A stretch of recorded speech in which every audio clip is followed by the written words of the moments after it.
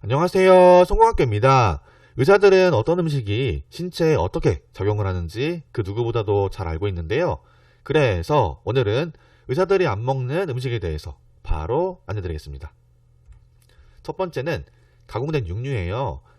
가공된 고기 같은 경우는 의사들의 블랙리스트로 첫 번째 있는 식품이라고 하는데요.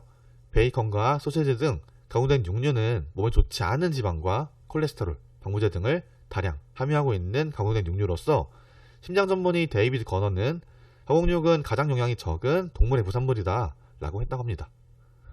그리고 두 번째는 탄산수예요. 탄산수 같은 경우는 우리가 생각하는 것보다 훨씬 몸에 안 좋다고 하는데요. 보통 제로 칼로리 탄산 음료라던가 탄산수는 다이어트에 도움이 된다고 하잖아요. 하지만 사실과 다르다고 합니다.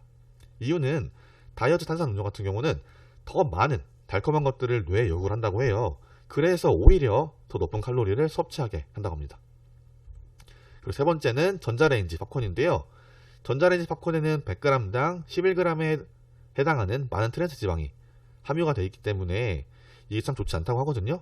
그리고 인공버터 맛을 내기 위해 함유하는 디아세틸이라는 것은 폐 건강에 악영향을 끼친다고 합니다. 그리고 시중에서 흔히 판매하는 팝콘 봉지 있죠. 같은 경우는 생소한 환경오염 물질인 PFOA라는 것으로 코팅이 되어 있는데 많이 섭취할 경우 뇌와 신경, 간의 질병을 야기할 수 있다고 합니다. 그리고 네 번째는 인공색소예요. 정말 조심해야 할 것이 인공색소라고 하는데 이 인공색소는 타르게 색소와 비타르게 색소로 나뉘는데요. 그중 타르게 색소 같은 경우는 직물의 염료로서 합성된 것으로 대부분 인체에 해롭기 때문에 유럽에서는 사용을 엄격하게 규제하고 있다고 합니다.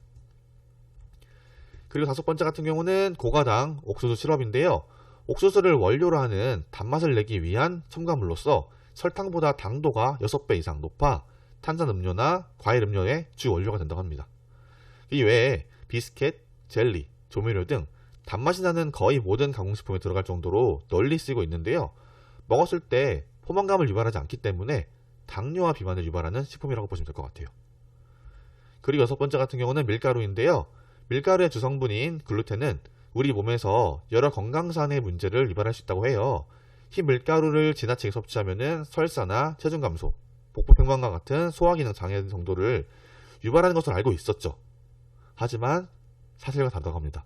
실제로 만성병비나 비만, 골밀도 저하, 피부습진 등 생각보다 훨씬 더 많은 질환을 일으킬 수 있다고 해요.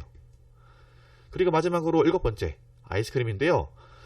이거는 솔직히 좀 쉽지 않은데 듣고 싶지 않겠지만 많은 건강 전문가들은 아이스크림이 피해야 할 음식이라는 것에 동의한다고 합니다. 영양학 박사인 마이클 허트는 아이스크림을 인간에게 최악의 음식이라고 불렀다고 해요. 실제로 아이스크림에는 많은 양의 설탕과 온갖 인공 첨가제들이 다량 함유가 되기 때문에 웬만하면 피하라고 합니다. 하지만 끊을 수 없겠죠. 네. 지금까지 의사들이 안 먹는 음식에 대해서 안내드렸고요. 영상이 괜찮으셨다면 구독, 좋아요, 알림 설정까지 부탁드릴게요. 감사합니다.